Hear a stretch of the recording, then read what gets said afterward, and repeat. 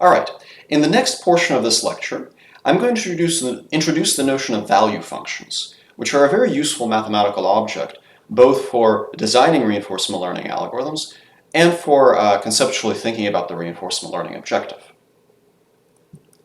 So, as I mentioned earlier, the reinforcement learning objective can be defined as an expectation. It's an expectation of a sum of rewards with respect to the trajectory distribution, or equivalently, a sum over time of the expected reward for every state action marginal. Now, one of the things we could do with this expectation is we can actually write it out recursively. So, you know how we can apply the chain rule of probability to factorize the trajectory distribution as a product of many distributions. In the same way, we can apply the chain rule and write out an expected value with respect to that distribution as a series of nested expectations. So the outermost expectation here would be over P of S1. Inside of it, we have an expected value with respect to A1 distributed according to pi of A1 given S1. And now, since we have an expectation for both S1 and A1, we can put in the first reward, R of S1 comma A1. And notice that this inner expectation, the one over A1, is conditional on S1. I have a bunch of blank space here because I'm going to need to put in all the other rewards. But we already have R of S1 A1. Now, we add to that all of the other rewards, but those require putting in another expectation now over S2, distributed according to P of S2 given S1 A1. So this expectation is conditioned on S1 and A1. And inside of that, we have another expectation over A2, distributed according to pi of A2 given S2. And now, since we have both S2 and A2, we can put in R of S2 A2. And then we add to that the expected value over S3, inside of which is the expected value over A3. Inside of it is R of S3 A3, and so on and so on. And we have these nested expectations. Now, at first it kind of seems like we just wrote a very concise expected value over trajectories as a really, really messy set of nested expectations. But one thing that we could think about is, well, what if we had some function that told us the stuff that goes inside of the second expectation? What if we had some function that told us R of S1 plus, comma A1 plus the expected value over S2 plus etc. etc. etc. So what if we knew this part? So let's define a symbol for this. Let's say that Q of S1 comma A1 is equal to R of S1 comma A1 plus the expectation over S2 of the expectation over A2 of R of S2 A2, etc. So basically just this middle part, the part that goes inside the second set of square brackets, I'm just going to call that Q of S1 comma A1. Then we can write our original RL objective as simply the expected value over S1 of the expected value over A1 of Q of S1 comma A1. So it's just a little bit of symbolic manipulation, a little bit of definition.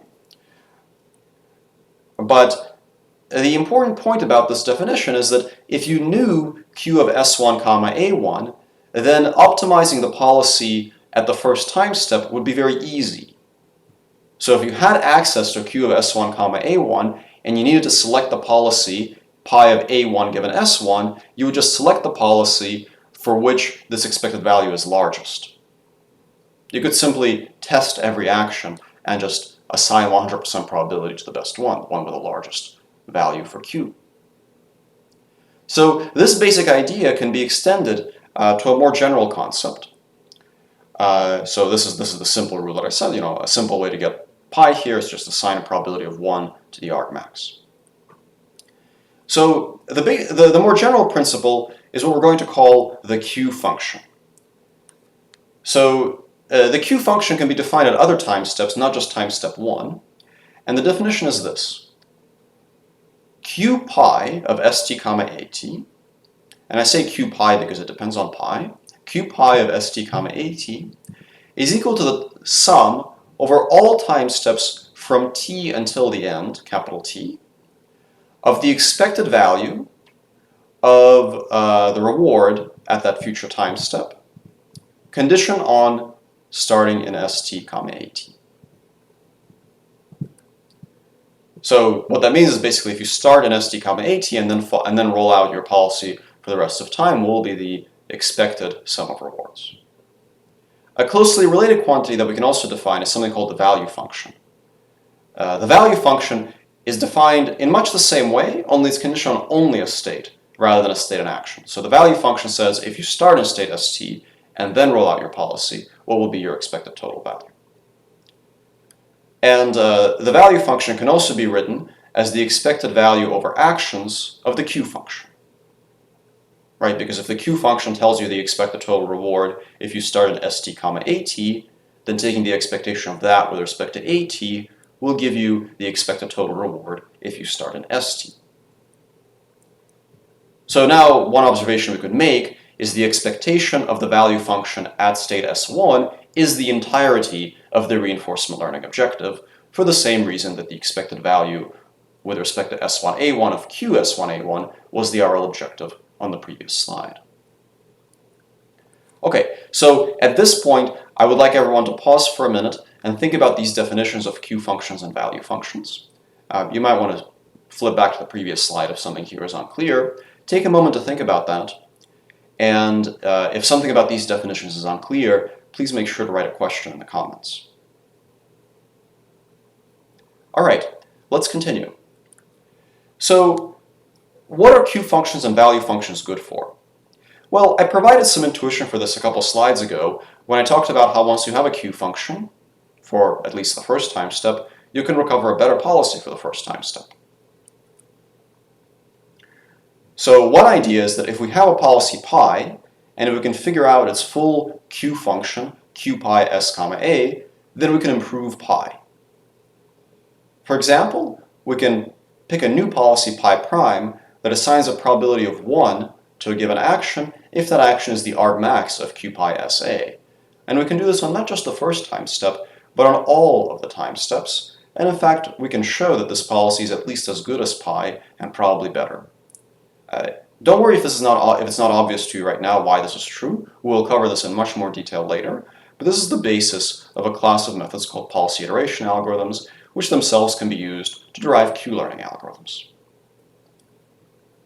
And crucially, it doesn't matter what pi is. You can always improve it in this way. Another idea, which we will use in the next lecture when we talk about policy gradients, is you can use this to compute a gradient to increase the probability of a good action A.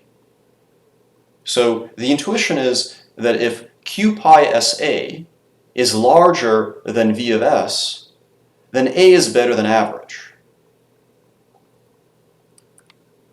Because remember that V pi of S is just the expected value of Q pi SA under pi of A given S. By this definition, V pi of S is how you will do on average when you use your policy from state S.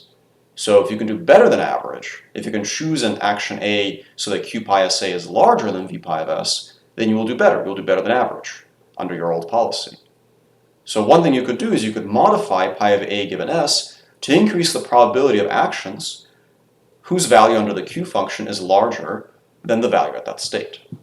And you can actually use this to get a gradient-based update rule on pi.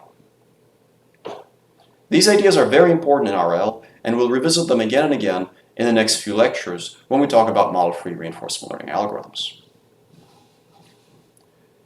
All right, so in the anatomy of the reinforcement learning algorithm, the green box is typically where you would use or where you would learn Q functions or value functions. So Q functions and value functions fundamentally are objects that evaluate how good your policy currently is. So you would typically fit them or learn them in the green box and then use them in the blue box to improve the policy.